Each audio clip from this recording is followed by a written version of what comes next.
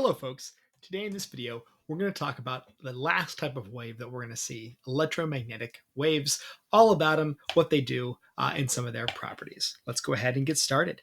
So what electromagnetic waves are? Electromagnetic waves, otherwise known as light, are oscillations in both an electric and magnetic field. So you might have seen this picture before where it's a coupled oscillation. You have an electric field, which we've talked about, and you actually have a oscillation in that. The value is going up and down and up and down. And then that actually causes, because we know that moving charges or moving fields can create a magnetic field, it also creates an oscillation in a magnetic field.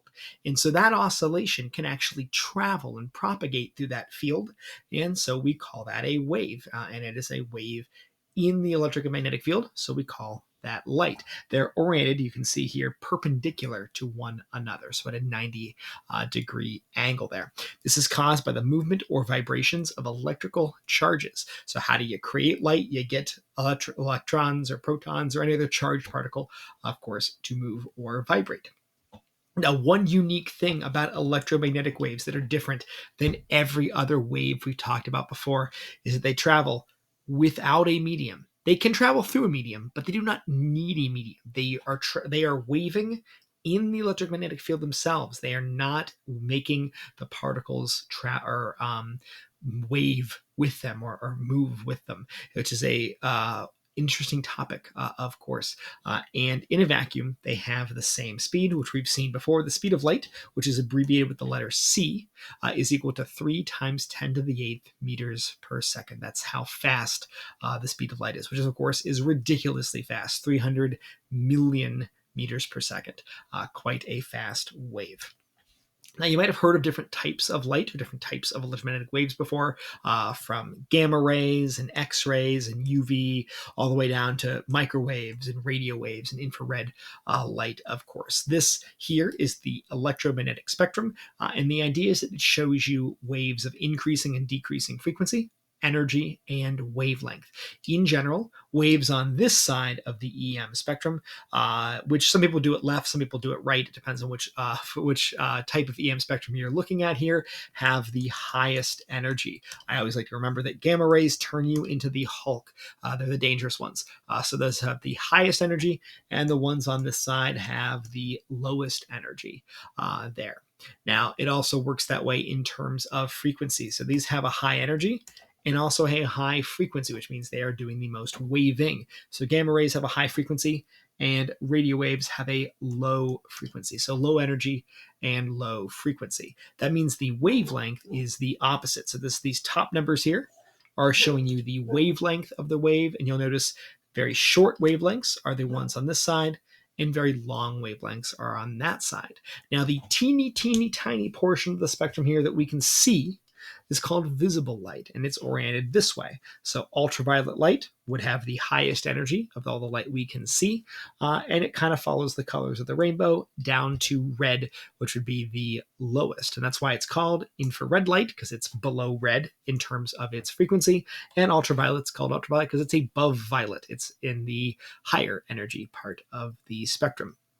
Now, you do not need to memorize these values, but just so you know, visible light goes from about 400 to 700 nanometers in that order. Or I guess this one says 380 to 760, but it depends on who you ask for that part there.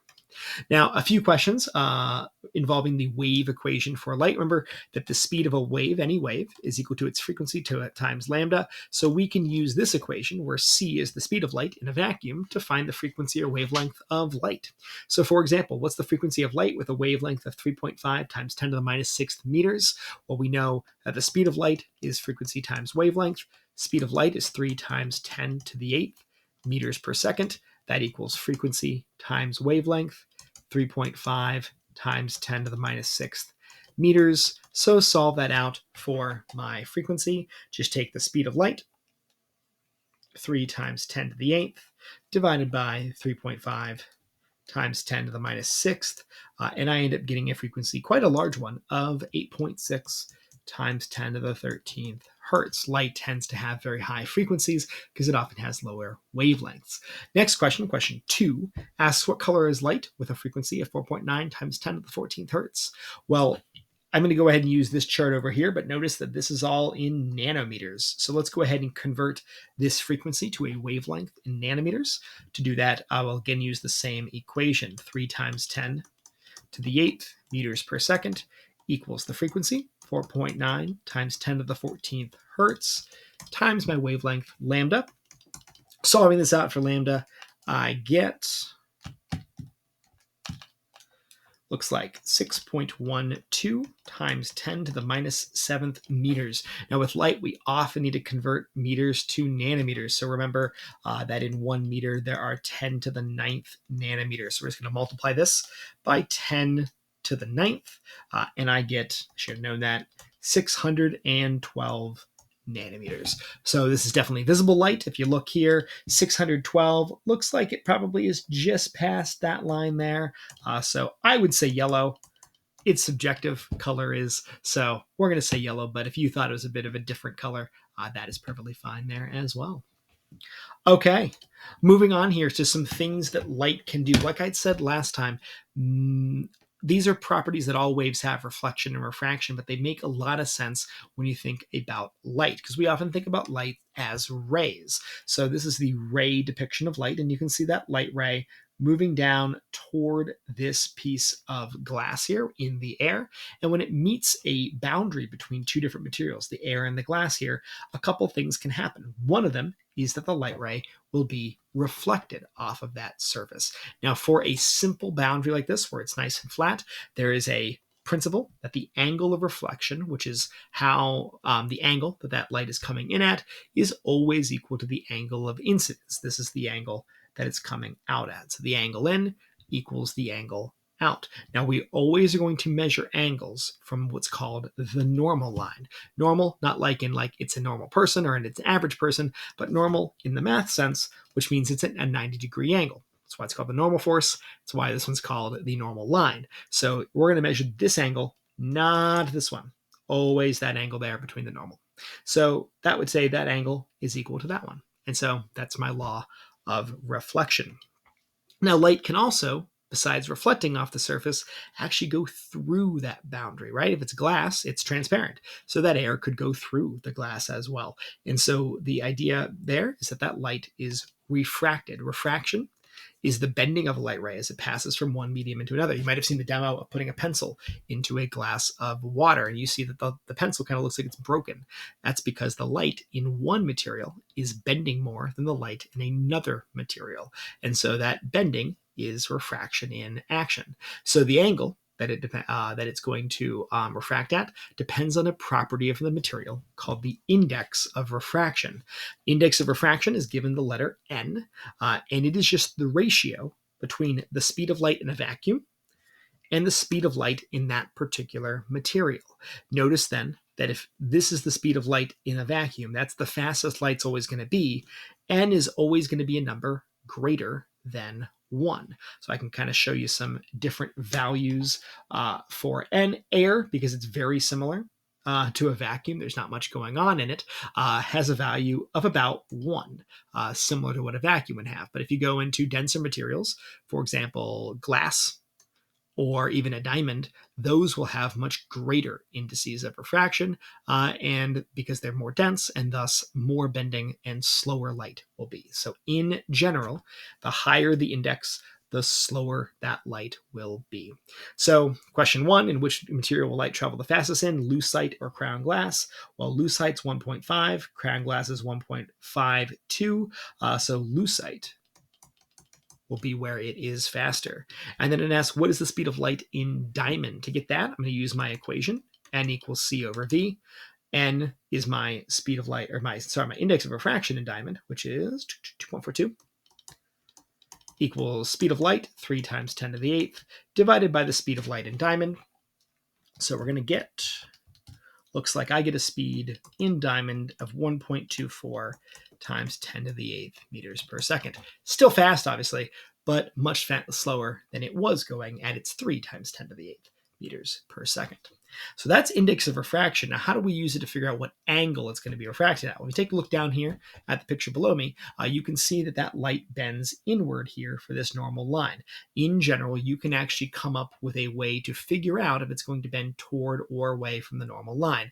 One way I remember that is just remembering that the higher the end, it is going to bend toward the line. And if it goes into a material with a lower end, it is going to bend away from the normal line. So here I'm going from air, which is 1.00, and glass, which I think was like 1.5 something, 1.52. Since the n is increasing, it's going to bend toward the normal line. The other way you could do that is you could use this mathematical formula to figure it out. It's called Snell's law, and it tells us that n1, the index of refraction in material 1, times the sine of the angle in that material equals n2, this index of refraction in the second material, times the sine of the angle in that material. So it says here, if a light ray traveling through air is incident on a piece of flint glass at an angle of 23 degrees from the normal, what will its angle of refraction be? So we're going to go ahead and use the n for air, which is 1.00, times the sine of the angle. It's incident in the air, so it's 23 degrees, and that equals n2. I think flint glass was different. Flint glass was 1.66 times the sine in that material, theta 2. Now I'm going to walk you through this one because the math here can be a little tricky. Make sure that you're in degree mode in your calculator if you're following along. So 1 times sine of 23 divided by 1.66, I get 0.235 equals the sine of theta 2. We got to figure out then, how do I undo the sine function? How do I get theta by itself here? Well, here's where you use the inverse sine function. So we would take the inverse sine of 0.235, just using that button in our calculator, and I get an angle theta 2 of 13.6 degrees. Now we can check and see if that makes sense.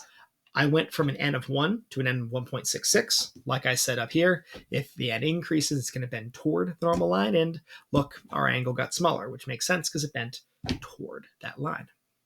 Okay, so that's refraction. Now, there's one other cool thing refraction can do, which is something that's actually called total internal reflection. How can refraction be reflection? Well, we're going to take a look and see here. So total internal reflection occurs.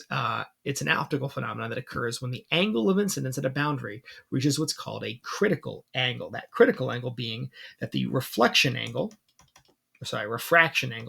is 90 degrees. When that happens, if you think about what the sine of 90 is, it's 1. And so you get a special equation where that actually ends up not refracting through the material at all. And it actually ends up bending back and being reflected inside that material as well. If you ever looked up in a pool before from the bottom of the pool, you actually can see this effect happen, where you'll actually see, if you look up, not the sky, but actually the other side of the pool reflected back at you, which is pretty cool. So that's total internal reflection, which is a pretty cool phenomenon. The next phenomenon we're going to talk about is light polarization. You might have had polarized sunglasses before or seen polarizers. Because light is an oscillating disturbance, it has a direction to it, right? Up and down or side to side. The alignment of that direction is called polarization. In general, most light you find is unpolarized. It is all random. Those directions of those oscillations are in no particular order, but we can cause light to be polarized by putting it through a polarizer. In general, we can polarize it in one of two ways. We can either polarize it along an axis, we call that linearly polarized, up and down or left to right, or we can make it circularly polarized, where that polarization direction is rotating. And you can make circularly polarized light kind of like that one as well. Now, we have some equations we can use to calculate the intensity of the light going through a polarizer. And there's two different equations you will get, one for when it's unpolarized and one for when it is polarized. If it's unpolarized, no matter what is going in, it is going to divide by 2. So if you send unpolarized light through a beam, it will come out at exactly half the intensity that it went in at.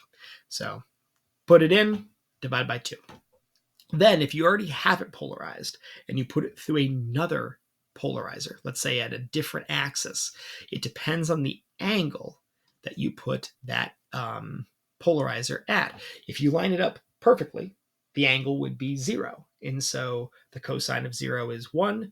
All the light would get through, and so there'd be no change in your intensity. Whereas if you put it at 90 degrees, obviously if it's up and down and you put it side to side, none of the light's getting through because the cosine of 90 is 0, and so you get no intensity. So it depends on the angle that you put the light at, or the next barrier at, to see how much light gets through there. Okay, thank you guys for sticking with me here. I've got one last phenomenon, and then we're done for this one. We've got to talk about the diffraction of light. So we've talked about diffraction. Diffraction is just the spreading of light as it goes through a barrier, but light does a particularly cool phenomenon that is very easy to see, and that is that it creates a diffraction pattern. If you put light through a very, very teeny slit, you'll get a wide band of different what are called interference fringes, or maxima or minima, or sometimes are what they're called, where you get a very bright band of light and then a dark spot, and then a bright band of light and then a dark spot, and then a bright band of light and then a dark spot. And this is caused by the overlap of the wave fronts as they strike some type of barrier that they can then be incident on. So that diffraction pattern is something we can use to analyze the light. If you have a single slit in that barrier, you end up getting an equation that looks like this, where the width of that slit, times the sine of the angle between the normal line and the dark fringe, is equal to some number m, which is which fringe you're measuring, times the wavelength of that light. Now, using some fancy trigonometry, we can simplify this equation and turn it into this one, where A, which is the slit width, depends on m, which fringe you measure, times the wavelength, times the distance from the slit to the screen, how far you are from whatever screen you're measuring this on, and then divided by y. Y is the distance from here to whichever fringe you are measuring. Okay, guys, thank you so much for watching. I appreciate your attention. Have a fantastic rest of your day.